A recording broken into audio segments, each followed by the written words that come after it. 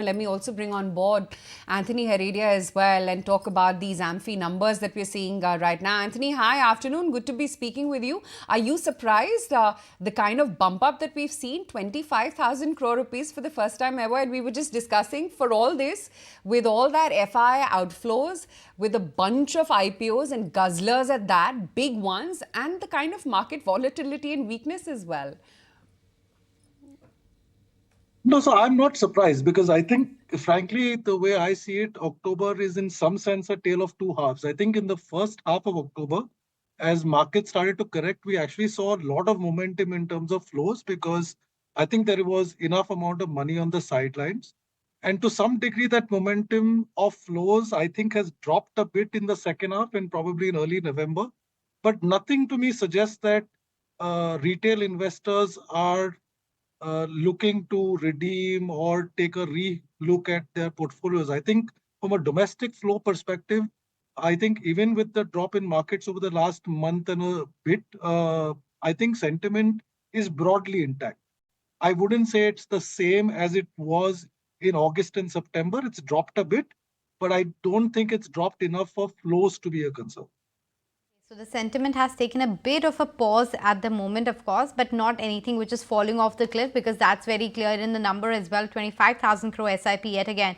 But Anthony, any sense as to whether the data is flowing more towards large cap, because it's doubled, it's coming in at a low base, but still has doubled, or any shift per se from, let's say, SMIDs to large caps? No, and actually, curiously, as you've seen, large caps have actually underperformed the market in October, right? I think the reason for that is probably that's where the bulk of the FI outflow has happened. To me, if at all there's a clearer trend, it is the following. One is, I think there is a much larger preference for flexi cap and multi cap funds. Number two, in fact, that the data doesn't show on the outside, but one of the things that I am most encouraged is that this is the highest number ex NFOs, right? Typically in any other month, you had 35, 40,000 crore flows, of which 10 to 12,000 is NFOs. This month, NFOs have accounted for probably 3.5, 4,000 crores, and we still have a lump sum flow of over 40,000. So I think it's evenly distributed. I wouldn't believe that there's a trend shift towards large cap. I don't think there's a trend shift away from away from small and mid. If at all I had to make a call, I would say flexi and multi-cap funds. And we're seeing a lot of interest. I don't think it shows in the numbers as yet. I think it will show in November. I think hybrid and multi-asset funds are also becoming a category which people are looking a lot more avidly at. Okay, point taken. But help me understand this NFO bid that you were talking about. Of course, there were a lot of them a couple of months ago. The pace has slowed down. Is that something that you are also witnessing? And hence, of course, the flows will also get impacted, at least towards the NFO to that extent? So I think it's a bit tactical and technical. Let me just explain. If markets are falling and I want to invest, my inclination is therefore to invest in an open-ended ongoing fund and put my money to work, right? Because an NFO obviously has a period of collection and then it gets deployed. So I think it's probably more to do with that. I mean, I know we did an NFO in the month of June, and with the election results, etc., there was a lot of volatility. We curiously saw more money come into our ongoing funds in the same week of our NFO, and the reason was pretty simple. If I'm looking to bottom fish or enter the markets because there's a decline, I'd much rather do it in a fund that's currently on and my money goes to work immediately. So I think that probably explains some of the NFO collections dropping. I don't think it's a reflection that people are taking a view that NFOs are not as good as they were in the past. I've anyways made the point multiple times over. I think the best route for an investor is stay diversified, buy an existing open-ended fund with track record, and buy NFOs only if they add some differentiation to the portfolio. Otherwise, stick to existing funds.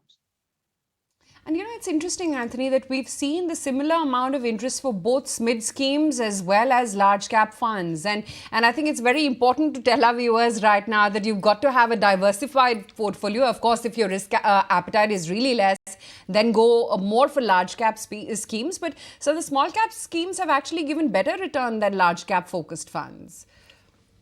Yeah, and I think that if you ask me, the reason is technical, because a lot of the FI selling that has happened in October most likely would have happened much more in the large cap stocks, right? So I think while valuations are probably in favor of large caps, just the sheer amount of selling volumes would have meant that large caps have underperformed small and mids in October. I don't think that's a trend that will hold, let's say, over the next 6 months or a year.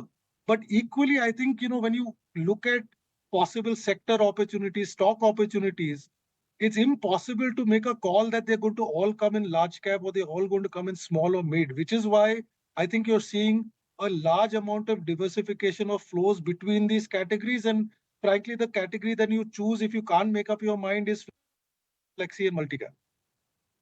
Yeah, that's what happens. Thanks, Anthony, for making time and speaking with us. Another month gone by and another strong figure coming in as far as SIP is concerned, 25,000 crore and going strong. Anthony saying that there has been a bit of a slowdown in terms of the sentiment, not as strong as it was in the month of August and September, but nothing which is falling off the cliff, and that's clearly visible in the numbers. If you like this video, then like, share and subscribe to ET Now.